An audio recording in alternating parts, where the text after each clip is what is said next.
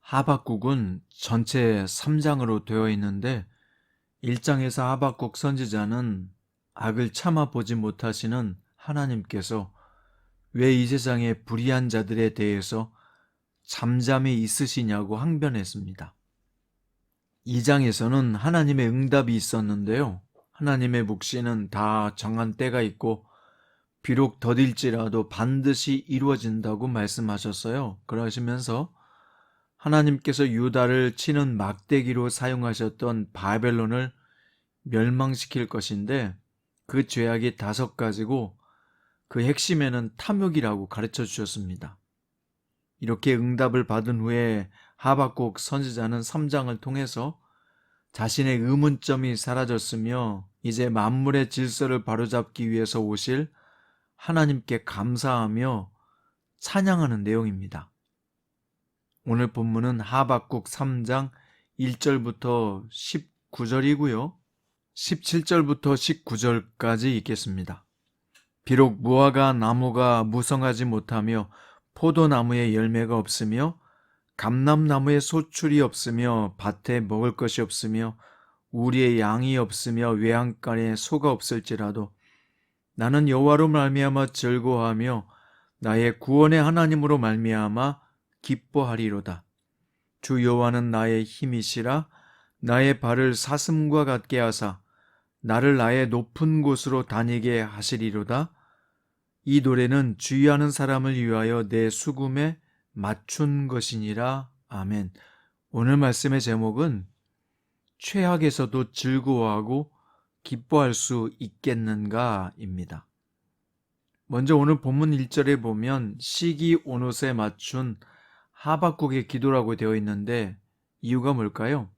시편 7편에 나온 시가연의 복수형으로서 슬픈 노래, 즉 애가를 말하는데요.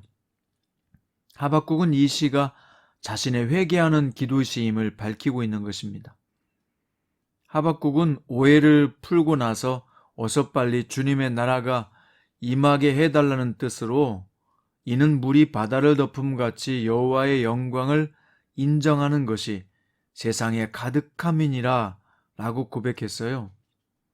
3장 2절에서도 보면 같은 마음으로 주는 주의 길을 이 수년 내에 부응하게 하옵소서, 이 수년 내에 나타내시옵소서, 진노 중에라도 긍휼을 잊지 마옵소서 라고 요청을 드렸습니다. 왜 하나님께 부정적이었던 하박국의 태도가 긍정으로 바뀌었을까요? 그가 하나님에 대해서 잘 몰랐을 때에는 하나님의 백성이었던 유다가 환난을 당하는 것에 대해서 납득할 수 없었기 때문입니다. 그것도 하필 하나님을 적극적으로 대적하는 바벨탑을 쌓은 후예인 바벨론으로 인해서 선택받은 백성들이 멸망한다는 것은 상상하지 못했던 일이었기 때문입니다.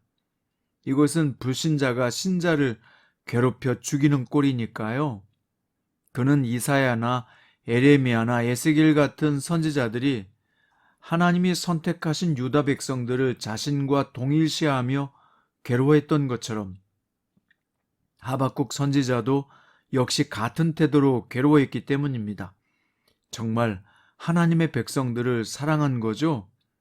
하지만 자신의 사랑보다 하나님의 뜻이 우선되어야 했기 때문에 어서 빨리 당신의 뜻을 이루소서, 이 유다 백성이 엄청난 고통을 당한다고 해도 하나님의 선한 뜻이 이루어져야 하기에 부응하게 해달라고 간청한 것입니다.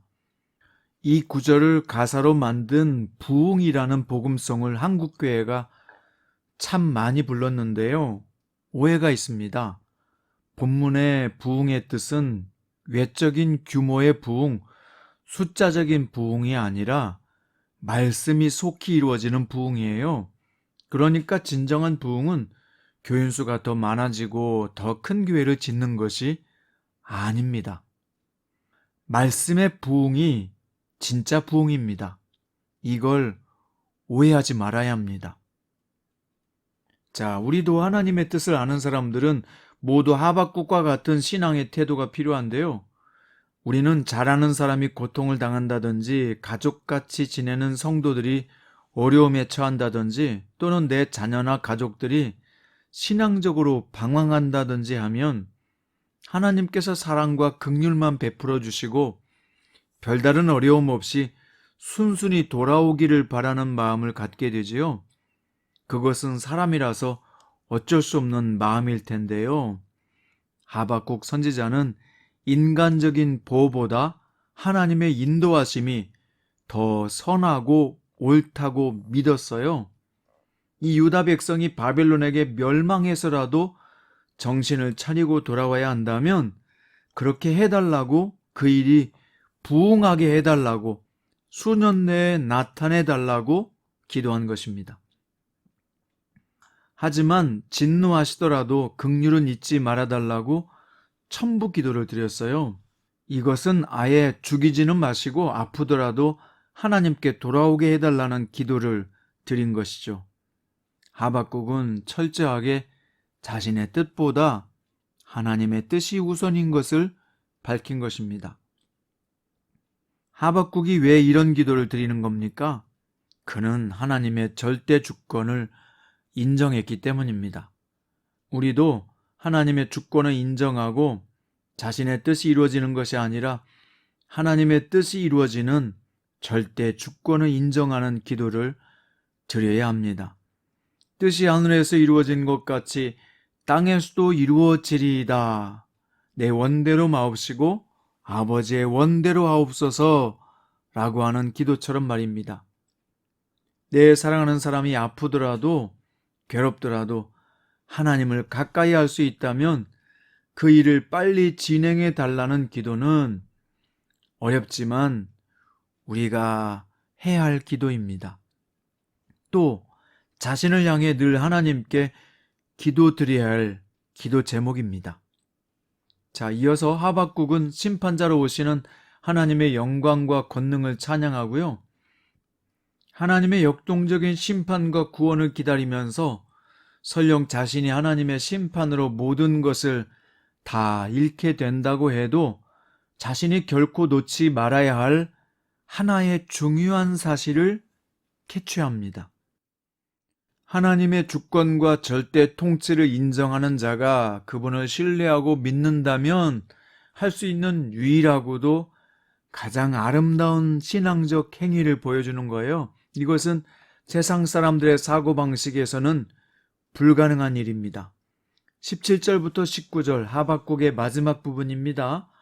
비록 무화과 나무가 무성하지 못하며 포도나무에 열매가 없으며 감람나무에 소출이 없으며 밭에 먹을 것이 없으며 우리의 양이 없으며 외양간에 소가 없을지라도 나는 여호와로 말미암아 즐거워하며 나의 구원의 하나님으로 말미암아 기뻐하리로다.